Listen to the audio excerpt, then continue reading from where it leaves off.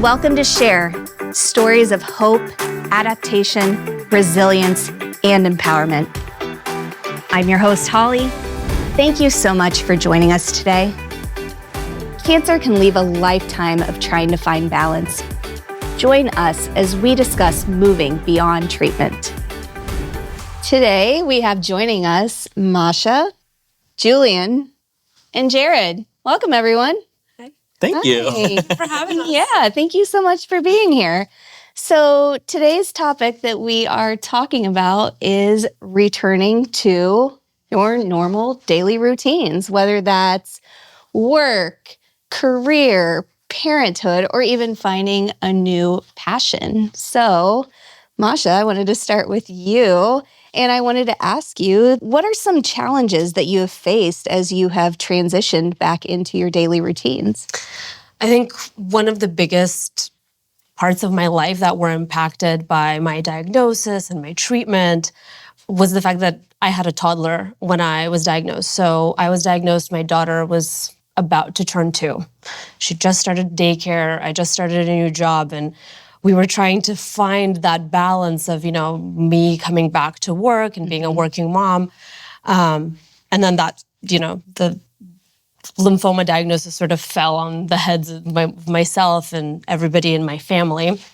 And so as a cliche millennial mom, I wanted to do it all and do everything right and buy the book and, developmental classes and activities at home. And then when you have to start chemo, I had to come to terms with the fact that somebody else would be taking care of my child, and I had to be okay with that. And so that was a really big challenge for me, because I was the mom who, timed screen time, or the mom who was like, you are sleeping in your bed, whether you like it or not. And, we did the walking back and forth all night. And then when you are sick and when you're in treatment, you're like, nope, you're coming to bed with us and you are sleeping there. And that's what we're doing at 2 a.m. And then, yes, we're watching this 2-hour movie because, that's all I can do today. Yeah. So that was a really big adjustment. Yeah. The isolation, I feel like, or like the acceptance that you can't be isolated, and you need to rely on your support system is such a good reminder. And hearing that, like with a toddler and everything, it's so amazing that you were able to do it. But you got to change your screen time rules and let your support system step in, I suppose. It had to change a lot of rules and a lot of things. And then, obviously, those who have kids know what grandparents can do to your routine. And, I had my mom, and I'm so thankful to her. But you have to be like, no, that's really not okay in my book, but right now it has to be okay. I feel like I have the exact opposite situation where it's like my parents had to take care of me, and it was like I relied on them. So it's so interesting to hear the kind of the juxtaposition of the two, but it really does just highlight like our support system. We're nothing without our support system. Absolutely nothing. Yeah. Definitely. Julian, what are some challenges that you faced? I've been diagnosed at 10 years old and again at 6 years old. And so both times I had to return to, middle school and then high school. So both times it was definitely, very hard to realize the impact it has on your, physical looks. And, it was something that I just didn't want to go back to school till I really had hair. And so for me, that was one of the biggest, hurdles, I would say, coming back, kind of going into classes where, I hadn't seen these friends for a long time now. They hadn't seen how I changed and looked like now. And so, I was very self-conscious at times. But the one thing that definitely, I was inspired though after my bone marrow transplant. So that was the second time I was diagnosed. I had received my bone marrow transplant and again, went back to school. Still very self-conscious, but I was just really inspired and motivated to make the most out of it. And so that's where Bags of Love I started. It's a nonprofit I started. So we provide care packages, scholarships, and financial assistance to kids affected by cancer. Oh, wow. That's amazing. That's awesome. That's incredible. So obviously your health needs change. One day you wake up and you think life is good, and the next day, bam, diagnosis, right? And it can be challenging. It can be life-changing. It can be detrimental, full of anxiety. So how do you balance all of those new health needs that come up? Loaded question. Yeah, no, it's not that it is a loaded question, but also it's like there's certain things that, I didn't expect that would be triggering, right? Like you go through treatment. So I had 6 months of chemo. That didn't work. I then had to prep for transplant. Then there's, preparatory chemo. Then there's the whole transplant. And then you think like, oh man, like I've already gone through all of this. Like there's nothing that can get me. And I remember walking into, I had to start revaccinating for all of the childhood vaccines because our immune systems were wiped clean, and it's like that never happened.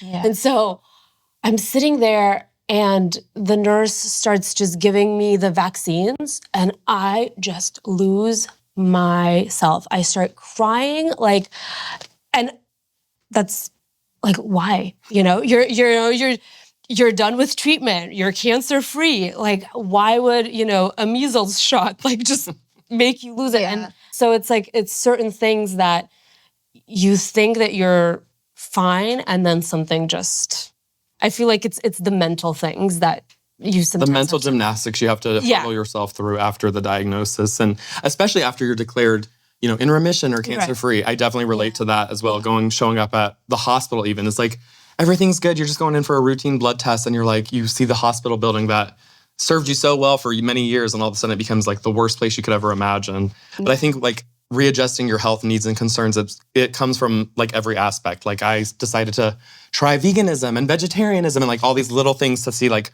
what can make myself feel better after, going through chemo and going, the transplant and everything that just really feels like, hearkening back to what you said, it really, how you feel so different externally, but also internally. You have all these new aches and pains and weird feelings. So I guess just trying to get a grasp on like how to navigate that. And for me, it was like, okay, I'm going to start with diet.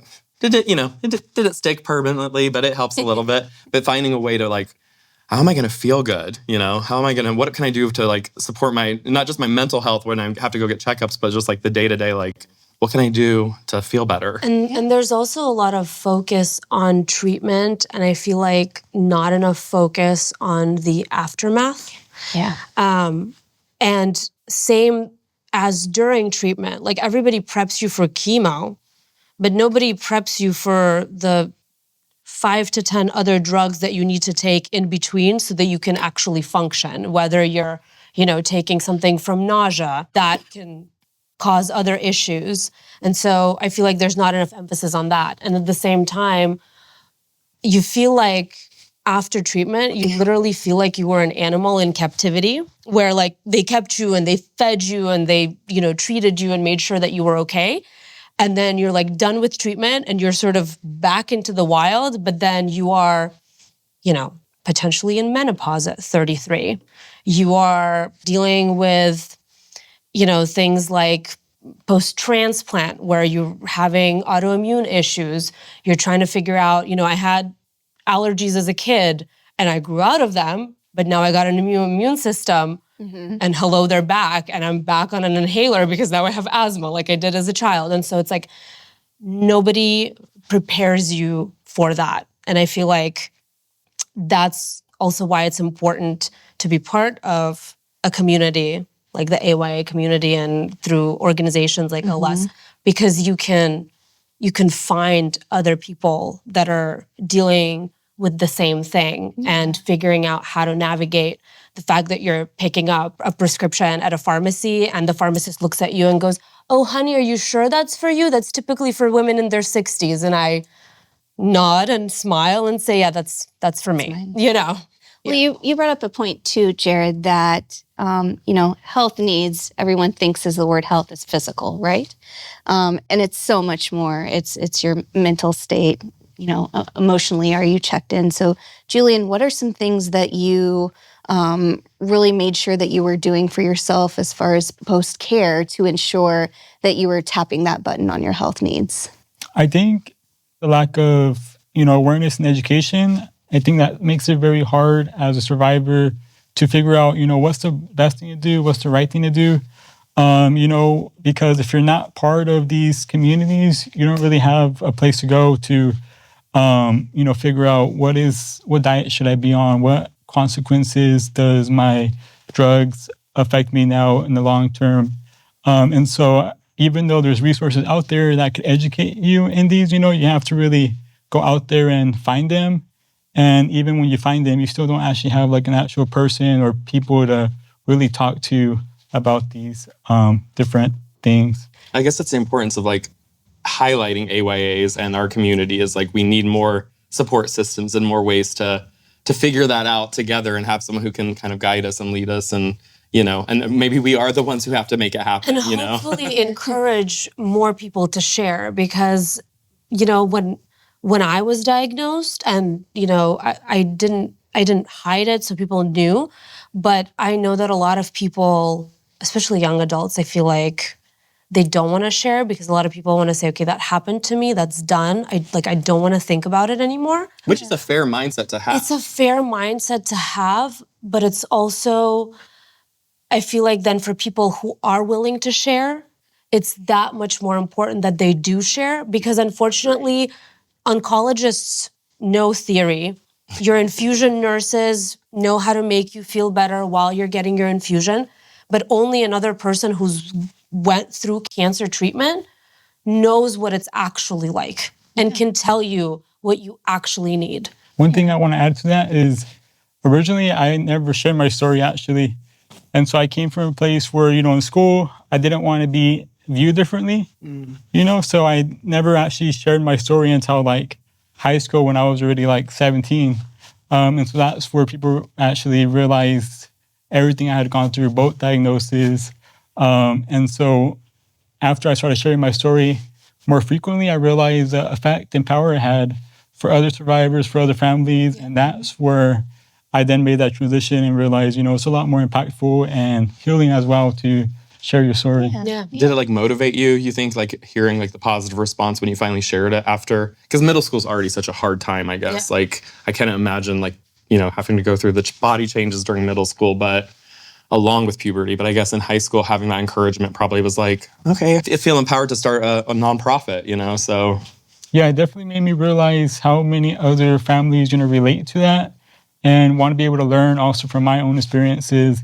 And so that was, the main factor on why I wanted to just continue to share my story. That's so cool. Definitely.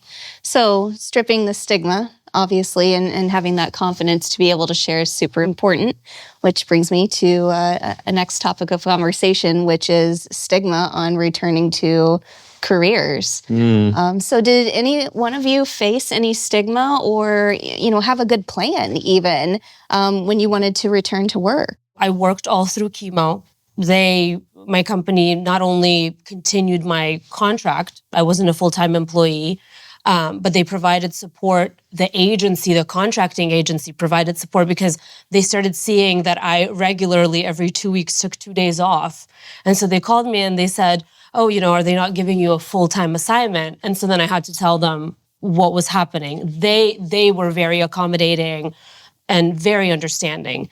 I got converted as a full-time employee and found out that unfortunately the chemotherapy didn't work. And so I continued working. I took 3 months off for the transplant, so the prep for the transplant, the hospitalization, and then the quarantine time after. And obviously I work in tech, so I was able to work from home. So I had a very positive experience. I didn't have any sort of I didn't face any stigma, but I was also very forthcoming and very open about the situation that I was in. And I don't know why, but there was actually 2 more members on my team at my company being affected by other kinds of cancer almost at the same time. Yeah. And so it wasn't like a hot topic in our group, but everybody was so understanding because Of course. they saw the challenges and then they also welcomed us right back. And, I felt like I was just as valuable of an employee before being diagnosed, during treatment, and after as well. Yeah, and you bring up a good point too, is it affects your community, Yes. your support bubble. Yeah. So it's just as important to have that care plan in place if you're a caregiver, as it is that you are the patient. Mm-hmm. So yeah, that's a really good one to bring up as well.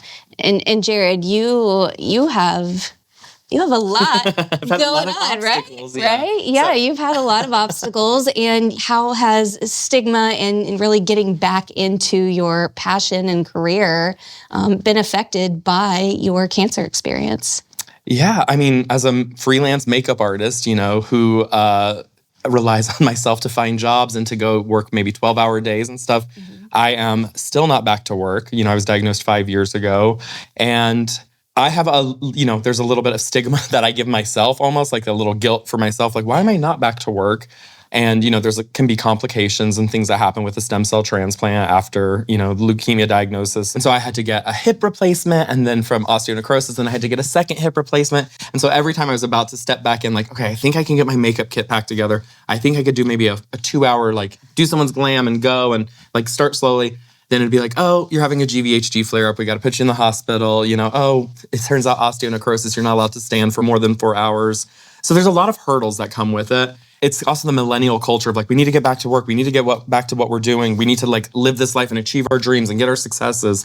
So it really had to be like, okay, I have to reframe what I'm doing, how I'm doing everything, and give myself grace, like for the first time ever. Because even before I got sick, it would be like, you're hard on yourself, just like as we all are, just like we have to work and get our career going. But it's been a challenge, and I don't feel, I don't have anyone pushing us, no one, no companies are saying like, can you get back to work? Why can't you? It's the opposite of like, I'm not ready, and I have to kind of accept that. And I know I have a beautiful community waiting for me to accept me back with open arms, but I am just not there yet. Yeah. And even 5 years after diagnosis, it's, it's okay to accept it, I guess, and embrace it. I feel like I completely understand you, because I find myself appreciating the fact that I could stay home, because different days are different, and I feel significantly better than I did, 6 months ago or a year ago. But just having that like liberty of, laying down on my couch after like 3 hours of meetings where you have to be on camera and you have to be sort of on. I feel that whenever I'm at the office, like I get more tired now from people and interaction. And so the fact that I can't stay home and do my work at home, that's a blessing. And so, but you have, your career is something you have to be on all the time, and you have to be with people and communicating with people. And physically standing.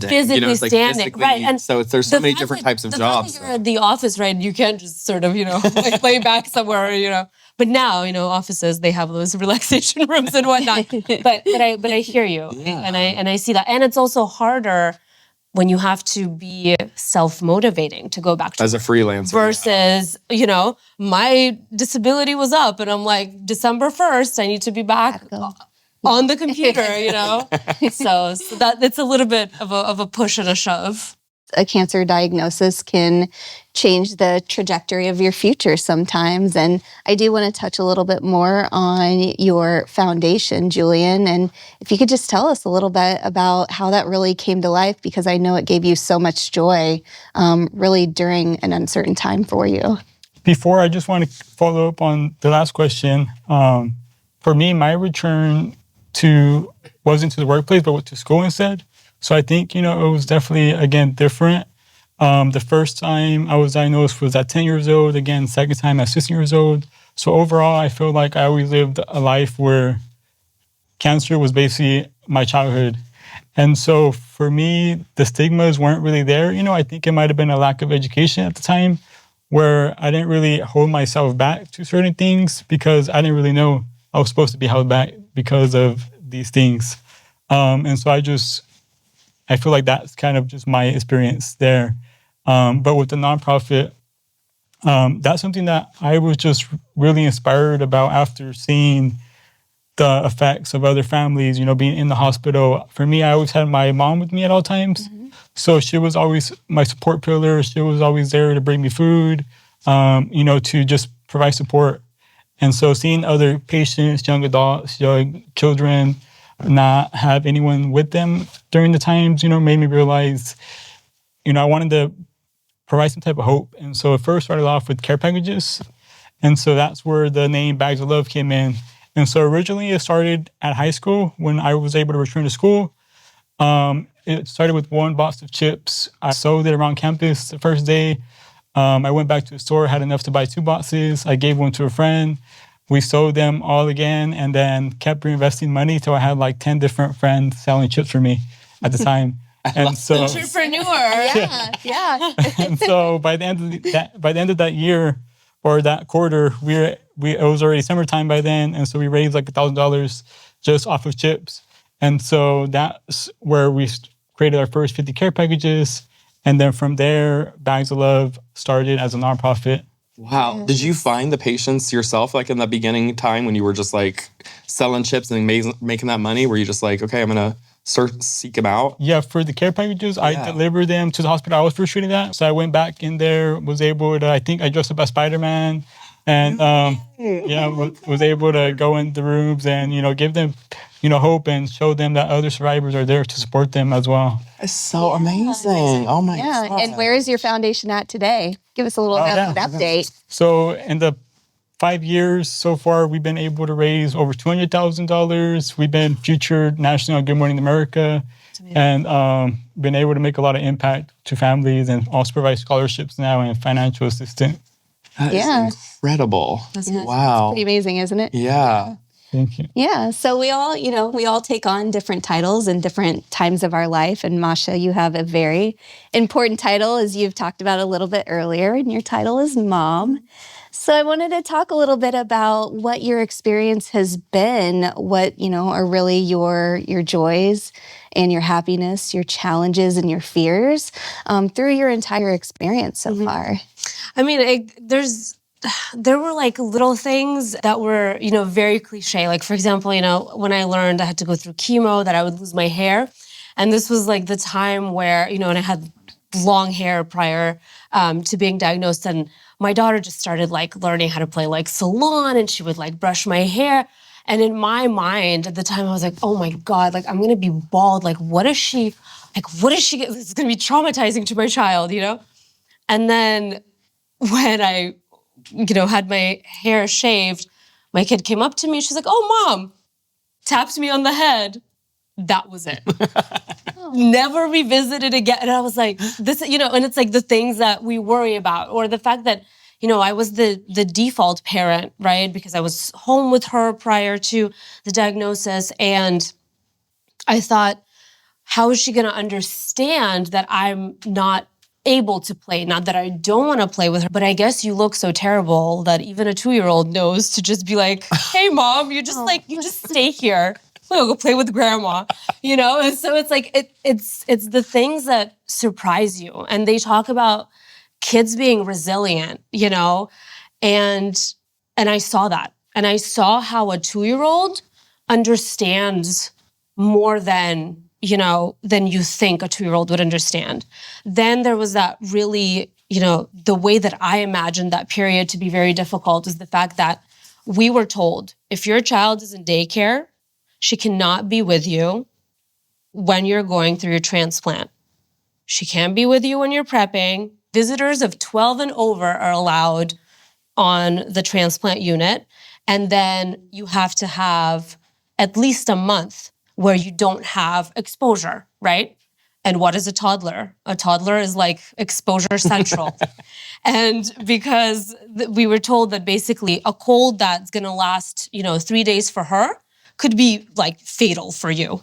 So we agreed as a family that my daughter would go live with my parents for 3 months. I couldn't at first think about how that was gonna be like. But then I really had to look inside myself and say, okay, she's not going to have mom for 3 months, but that's so that she has mom for the rest of her life. Yeah. And so that's kind of what got me through. And we actually, that 3-month period went by very fast, right? Because it was prep, and then we were kind of in and out of consciousness for that entire hospital stay. And then, I understood that, like, as much as I wanted her back earlier, I physically wouldn't have been able to handle it because you physically have to get your strength back. Yeah. And, it's hard to walk upstairs. It's going to be sure hard to follow a 3-year-old around. Yeah. So, but that was probably the hardest. But I think what is a good thing that I gained from that is to calm down. Calm down with the parenting, calm down with all the things that you think you should do as a mom or as a parent, or what's good and what's not, and how much screen time is allowed. It made me, and it also just really lowered my kind of guard, because I was a very anxious mom and warrior. And now I'm like, if nobody's actively bleeding out on the floor, we're all good. We're all good. So it's important, if you have that support circle around you, to feel empowered to utilize your support system and not feel bad about it. It's very hard to, especially if you're type A and a doer and doer yourself. It taught me to accept help and say that it's okay. And it's okay. Yes. It's okay, right? It's a valuable lesson to learn. For sure. And also shout out to the dark humor we have after going through so much. I'm cracking up everything you're saying. It's like, because it's, all you can do is laugh at this point at certain things. But it's so true. Kids are resilient. I have a couple nephews under 4, and they, I felt the same thing. Are they going to view me as a monster with a PICC line coming out of me? And, they don't care at all. They don't notice. They are just happy to see, be with their mom or be with their uncle and stuff. So I really like when you said kids are resilient, because they really, that really showed I was like, if they can handle this, and not be freaked out, then I'm good. COVID, everybody talks about COVID, and it came with certain challenges, right? That nobody could accompany me to chemo and things like that, and there were restrictions.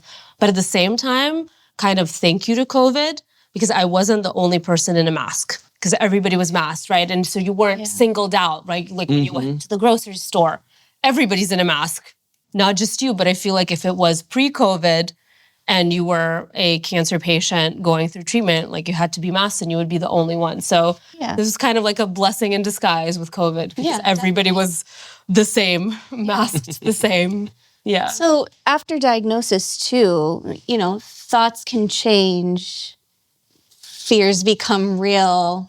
What ifs become almost consuming sometimes, right? And Jared, in the time of your life where you are dating and wanting to get out and meet people, how did that really affect your ability to date? A lot.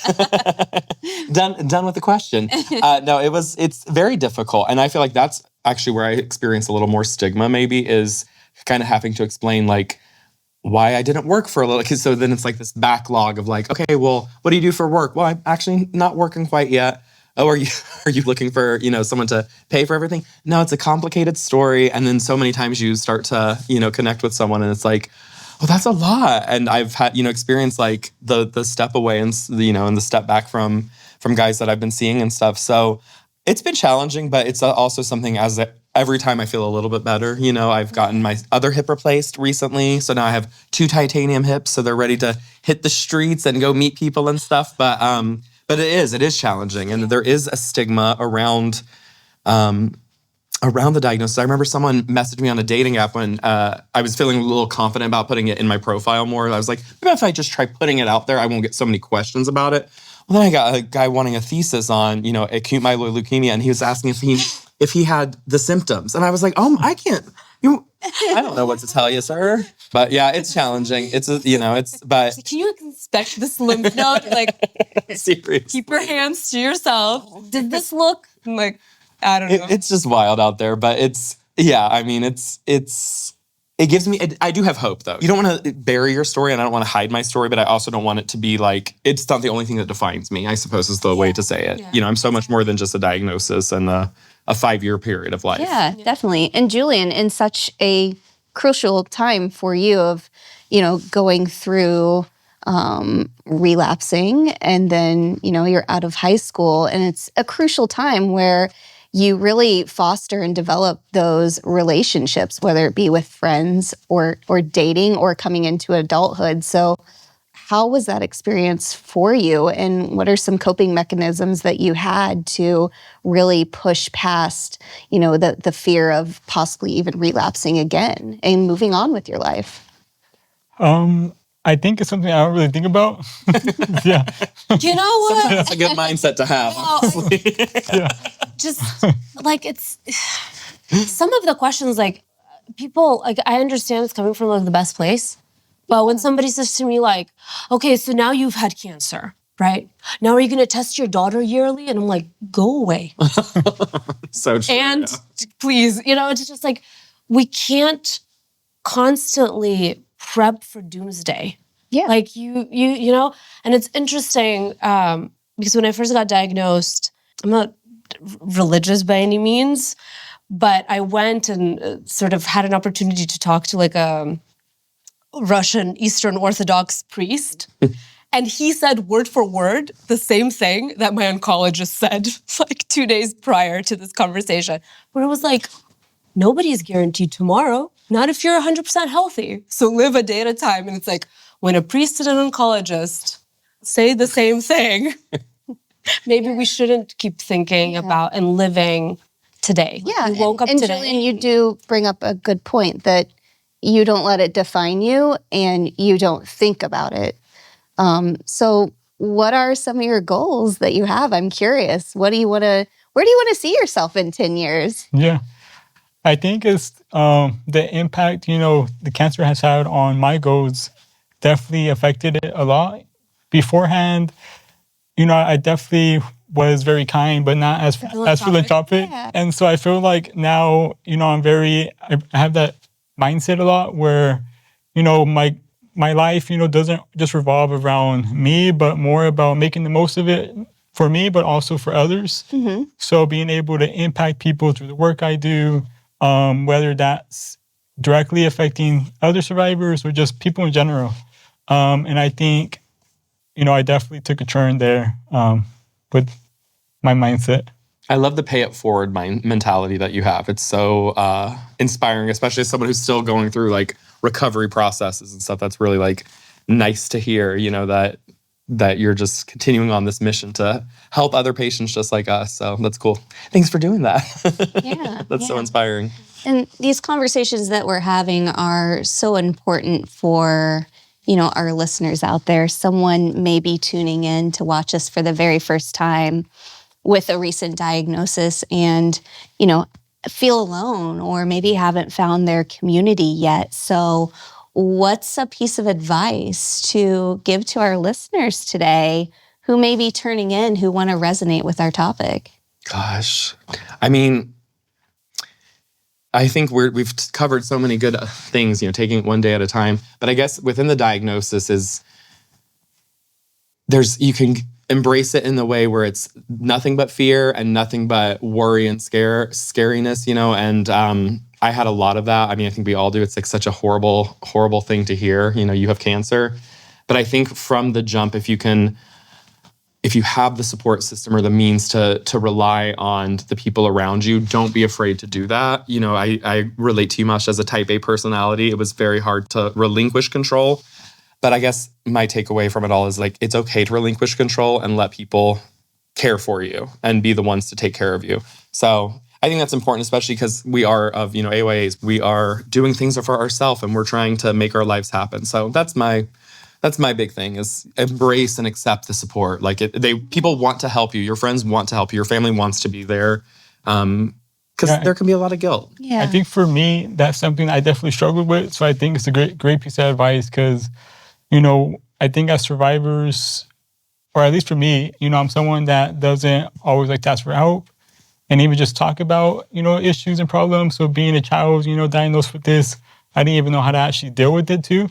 So, for anyone who's recently diagnosed, no matter what age group you are, I think it's important to try to find your community, find help, find resources, because even though it can be hard and you might think it's not going to help, at the end of the day, I think there is always hope and there's always, some type of opportunity there that you could reach out to.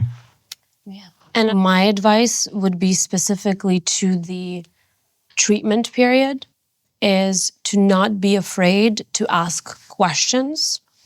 Medical team, medical support staff, and advocate for yourself, because in today's Western medicine, there's a lot of things that are available to you, but only if you ask. Because I had a certain point initially with chemotherapy where I would have like these terrible just stomach aches, and they would come like scheduled after a certain day past an infusion. And I kept asking questions because at first they said, oh, like it's constipation or it's some kind of infection.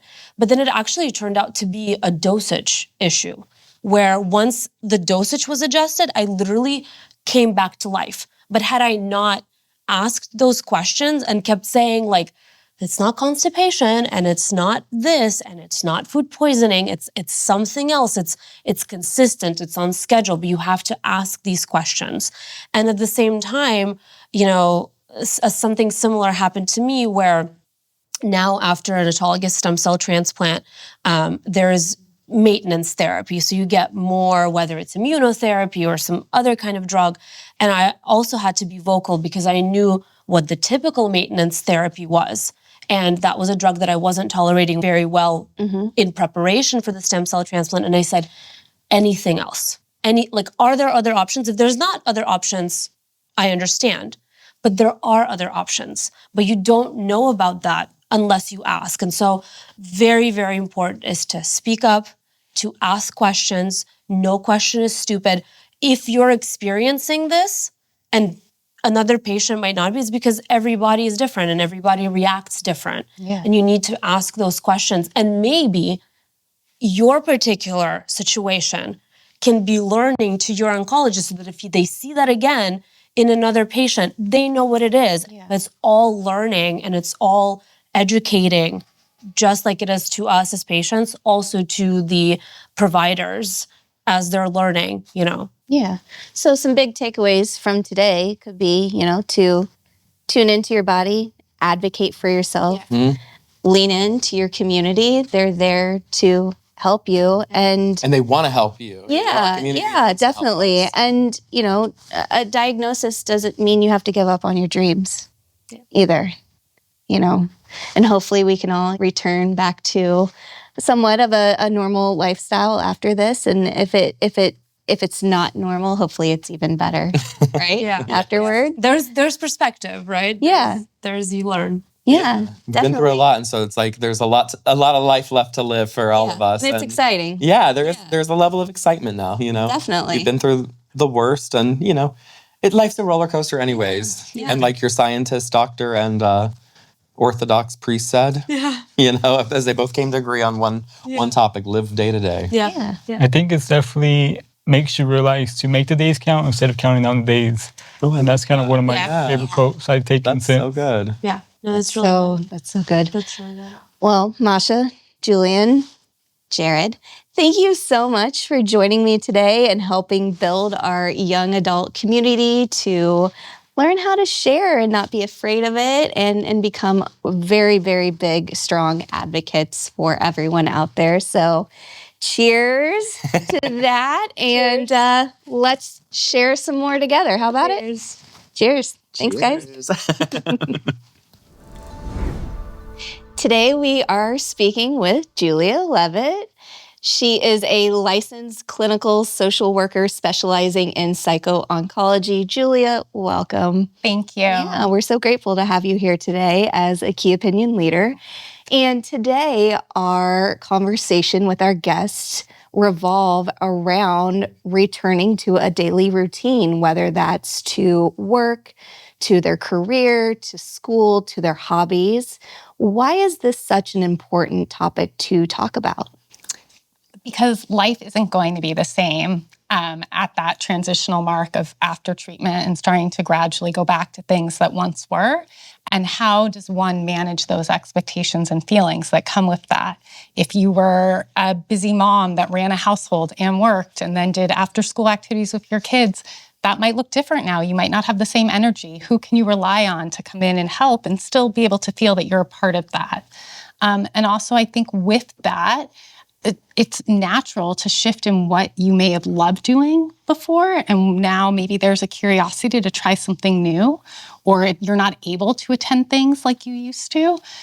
So really also being comfortable with accepting that it's okay to be doing things differently. Yeah, definitely. And also giving yourself that grace as well, correct? Yeah, for sure. So when you for example, want to try something new or get back into something that you do love, just giving yourself that time and grace to allow yourself to either explore new things or don't get so frustrated when you are returning to something that you love, right? And all of that sounds so easy, right? So how do we implement that? Of course, yeah. And so I think it's so helpful to start by setting yourself up for success. So what does that look like? I want to return to work. I was someone who used to work 60 hours a week. I have not been working for 3 years. Are you going to be setting yourself up for success if you go from this muscle memory that wasn't working and has been actively going to treatment and recovering and getting yourself to a place where you can think about work? So what would that look like? Possibly having a conversation with your employer.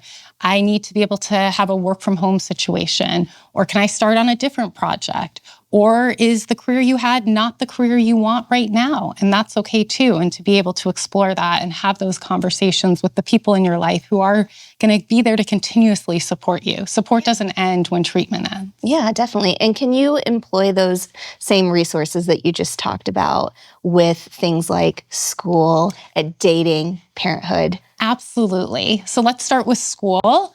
You've been doing remote school, or you now feel you're behind. And so I think a lot of it is alleviating that pressure. There's no behind. We all have different paths to get us where we need to be. Not one path should be the same. And so is it asking for extra accommodations when you go back, which you're entitled to by law, or asking for a note taker because maybe it's hard now to listen because there's some cognitive deficits at treatment, and take notes. So, really advocating for yourself in that area. When it comes to dating and getting back out there, I think that how can you have fun with this? Dating can cause anxiety in the best of us. Yeah. And so what can you do to have fun? And I think that starts with really owning the story you want to tell and being comfortable. And remember, for the last several months or years, you've been in such a medicalized institution where anytime you meet a new doctor or being referred to someone, you start telling your story with all these medical interventions. And this isn't the same story that you've been telling or responding to what your symptoms are, how treatment's going. You get to disclose as little or as much as you want. And I think the same goes for being able to find your champions that will be able to be there to help you practice before a date, and get comfortable in that sense. Yeah, so still leaning on your community. It's just, a different challenge or something new that you need a little bit of support with. And then there's just no harm in that either. Exactly. Yeah, definitely. What's a piece of advice that you could give our listeners today to really encourage them to, get back to what they love, their passions, or even try out a new hobby post-treatment? Right, exactly. To be patient with yourself, to practice kindness, acknowledge that it's a lot of trial and error, and that's really what life is about. So you go back to work and realize wow, I don't want to be sitting in a cubicle, spending 8 hours a day doing that. I really now want to give back and get more connected into advocacy. And I learned so much about the healthcare system, and I want to make sure others have this information. And that's okay. And also taking breaks. You don't, load yourself up with the biggest schedule of being active and volunteering for this, and to just really tread lightly into this process, because it is a transition. Yeah. Well, Julia, thank you so much for joining us. And let's cheers to sharing stories and building a great community. Cheers. Thank you all for being a part of the conversation today. And remember, every story told is another life touched. Take care.